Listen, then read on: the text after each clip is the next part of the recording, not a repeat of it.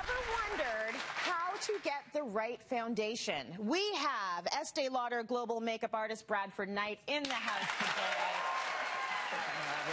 So good to have you. Thank you. Happy to be here. You're going to answer this crucial question because really, at the end of the day, when it comes to applying makeup, it's all about the palette that you're putting it on. Your foundation's crucial. Yeah, it is. It's crucial. You want to think about it like a wall in your house. You want to have a beautiful finished canvas, no matter what color it is, so that you can then hang your art.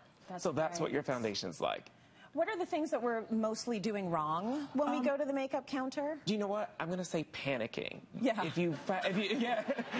down. Calm down. Everything can be removed, and just take a breath, and don't be afraid to ask for help. If you show up to a makeup counter, the people are there for a reason. Yes. Ask for help. A little research before doesn't hurt.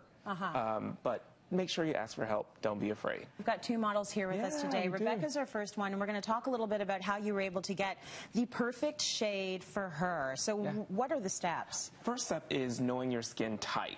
Knowing if you're normal, oily, or dry.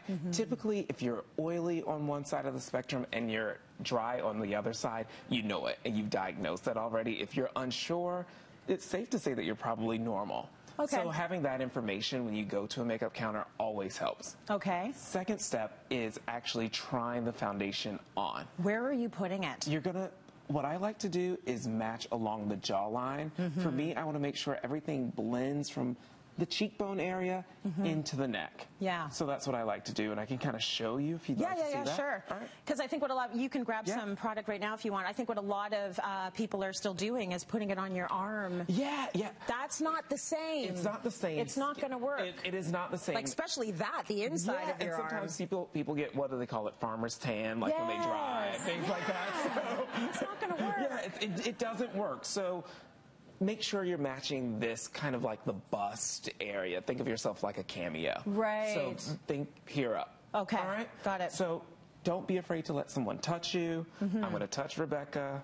And he's going to touch you. Yeah, I'm actually going to try two different colors.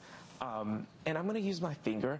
If you prefer to use a brush or a sponge, you can. But I like to touch a little bit, and it also gives you a chance to see how the foundation feels. Right. Depends on the artist. I know a lot of people are very comfortable with doing that on their own, and a lot of artists are way more comfortable using finger because you actually help to warm up the makeup, and that helps with application a bit. And you know what?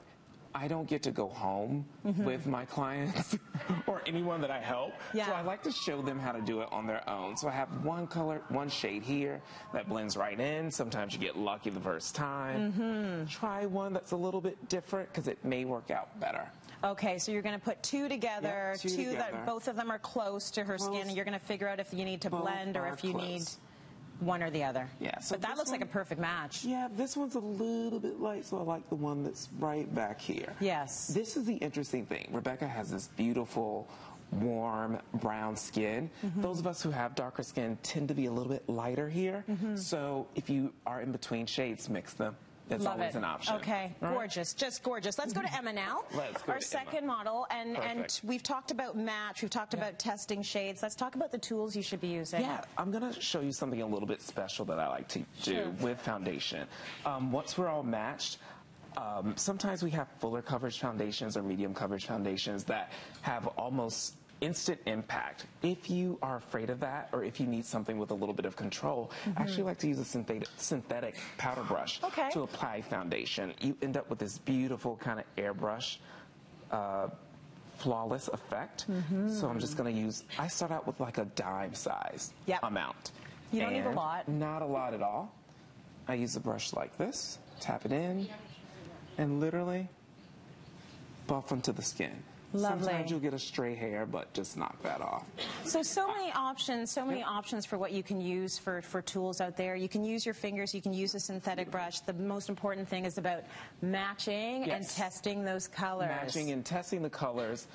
Not being afraid. Sometimes if you get a foundation and you feel like it's not the right shade, it may not be because the color's wrong. You may have opted for the wrong texture for your skin type. So that's always something that you should think about. Thank you, Bradford.